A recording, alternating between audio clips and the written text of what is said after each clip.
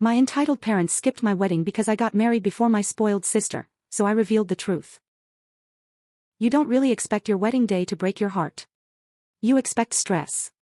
Some forgotten flowers. A late cousin. Nerves. Maybe someone drinks too much at the reception. But you never expect your own parents to just not show up. I'm 29. I just got married to the love of my life, David, and what was supposed to be the happiest day of my life turned into a masterclass in family betrayal. And it all centered around one person, my younger sister, Lily. She's 26. And if you've ever met someone who was born with a silver spoon in her mouth and managed to turn it into a whole damn throne, yeah, that's her. My parents made her their princess. Their precious, fragile, emotionally unstable golden girl. And me? I was the backup daughter. The "you're older, you should understand" daughter. The "you don't need as much" daughter. I used to think they didn't mean it. That they just had blind spots. But this wedding. This proved they knew exactly what they were doing. David and I had been together 5 years. We met in grad school, he was in engineering, I was in education. We clicked immediately. He's the kind of guy who notices things. My favorite coffee. When I'm faking a smile. When I need quiet. Not once in 5 years has he made me feel like I'm too much or not enough. He just loves me. Fully. Gently. Honestly. He proposed on our 5th anniversary. Quiet restaurant. Soft music. A ring tucked into a book of poems he knew I loved. I cried. I said yes. I felt seen. Whole. We called our families that night. David's parents were over the moon. Mine? My mom said, "Oh. Already?" And my dad said, "Well, okay then. I guess it's time." I let it slide. I've been letting things slide my whole life. But then came the wedding planning. We invited everyone months in advance. David's family was amazing. Helpful. Excited. Present. My family. They nitpicked every detail. My mom didn't like the venue. My dad said the date was inconvenient. But the worst was Lily. She didn't congratulate me. Not once. Instead, 2 days after we sent out the save the dates, she cornered me at a family dinner. "So," she said, twirling her wine glass, "you're just gonna, what? Jump the line?" I stared at her. "What line?" She smiled tightly. "You know. Get married first. It's just weird." "I've been with David for 5 years, Lily," I said. "It's not a competition." "You don't get it," she snapped. "I always pictured myself going first. It's not fair. You never even wanted to be married when we were younger." "Yeah, well, I also didn't want bangs when I was 14, I said. "People grow." She stormed off. My mom followed her like Lily was the wounded party. That night, I got a text from my mom. "Can you talk? We need to rethink some things." I called her the next morning. She sighed dramatically. "Honey, this is hard for Lily." "I'm sorry." She always imagined being the first to walk down the aisle. "She's having a really hard time." "Mom. This is my wedding." I know. But maybe, just think about postponing a few months. Give her some space." "You want me to delay my wedding for her imaginary timeline?" "You're the older sister. You should understand how much this means to her." "I should understand." "Understand what?" "That I'm not allowed to be happy unless Lily gives the okay." I said no. She said, "You're being selfish." And that was the beginning of the end. The weeks that followed were miserable. Every wedding update became a family crisis. I said we were going with a rose gold theme. Lily complained that she always wanted rose gold at her wedding, and I was stealing it. I said I wanted our cousin Emma to be my bridesmaid. Lily said that was unfair because Emma had always been closer to her. At the rehearsal dinner, Lily showed up 2 hours late in a skin-tight white dress and heels that screamed, "Look at me." She kissed David on the cheek, too slow. Too long. Then she said, "You clean up nice. Shame I didn't meet you first." David froze. I took his hand. She walked off with a smirk. Later, I pulled her aside. "What the hell is your problem?" She tilted her head. "Relax. I'm just being friendly." "No. You're being a brat." You're making this all about you. Her face shifted into a sneer. Everything's always been about you. You got the scholarship. You got the apartment. Now you get to be the first to get married. I'm not gonna just smile and clap while you take everything. I didn't take anything. You never earned it. She slapped me. She actually slapped me. I stood there, shocked. And she leaned in and whispered, if they don't show up tomorrow, blame yourself. And then she walked out. I told David. He wanted to cancel the wedding. Said we could elope. I said no. If they don't come, that tells me everything I need to know. And then came the wedding day. I got ready. Smiled for the photos. Walked out into the sun in my gown. And when I looked at the guest seats. 2 empty chairs. The ones reserved for my parents. I didn't cry. Not then. Not when I walked down the aisle. Not during the vows. I smiled. I held David's hands. I looked into the eyes of the man who chose me when my own family wouldn't. It was only after, when I was alone for 5 minutes, sitting on the edge of the fountain behind the venue, that I cried. Not for them. For me. For the little girl who grew up thinking maybe, one day, she'd be enough for her parents. They didn't come. Instead, I got a text from my mom during the reception. We're so sorry. Lily had a really bad morning. She was inconsolable. We didn't want to upset her further.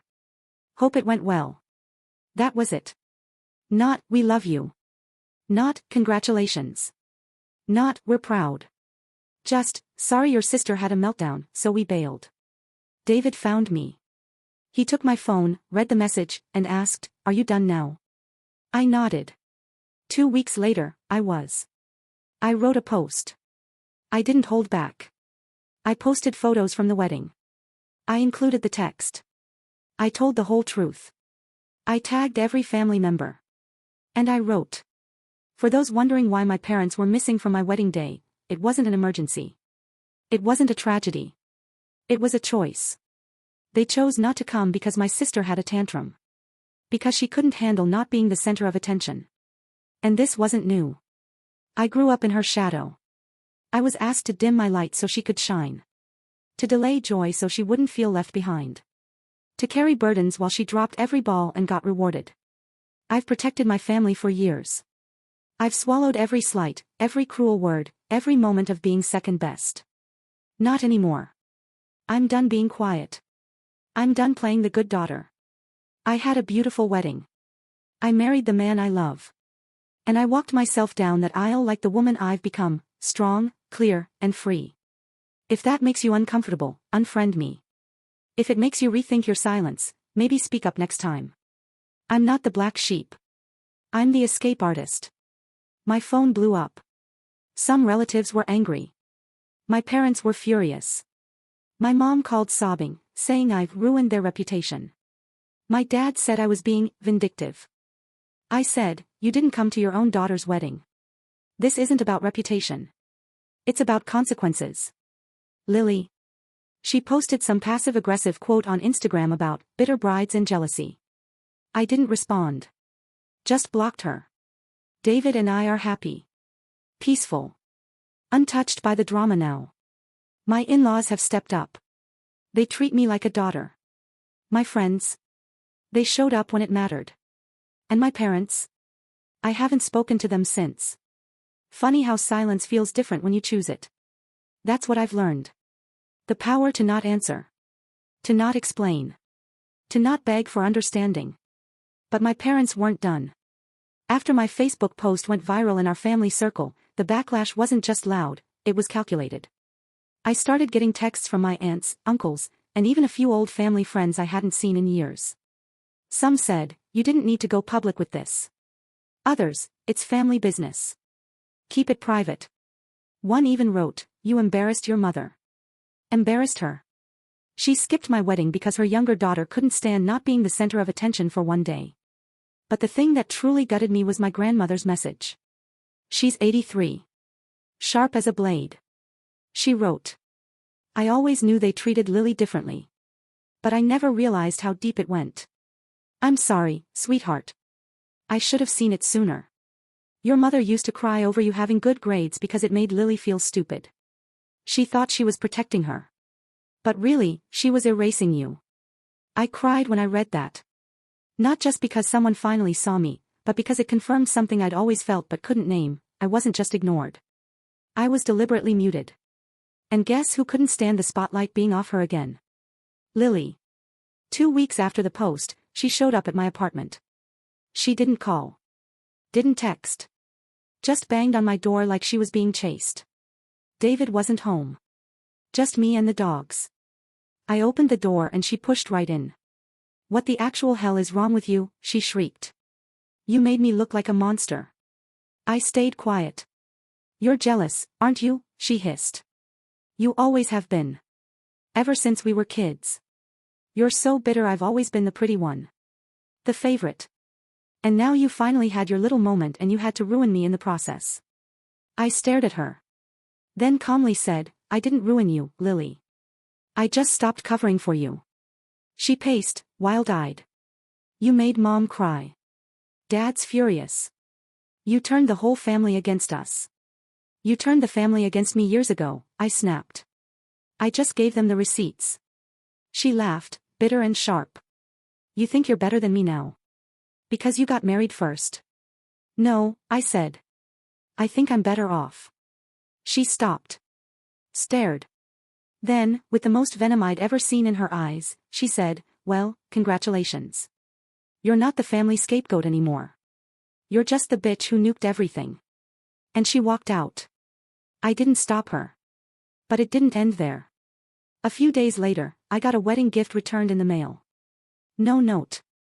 Just the card I had sent my parents inside, torn in half. Then my mom called. No hello. No small talk. "You need to take that post down." "No. It's humiliating." "It's true." She paused. "You think you're so strong now, don't you?" "I am strong now. Because I've lived through being invisible to the people who were supposed to love me. And I survived." There was a silence. And then the voice she only used when she was really angry, "You're not welcome in this family anymore." I smiled. Good. I never was. I hung up.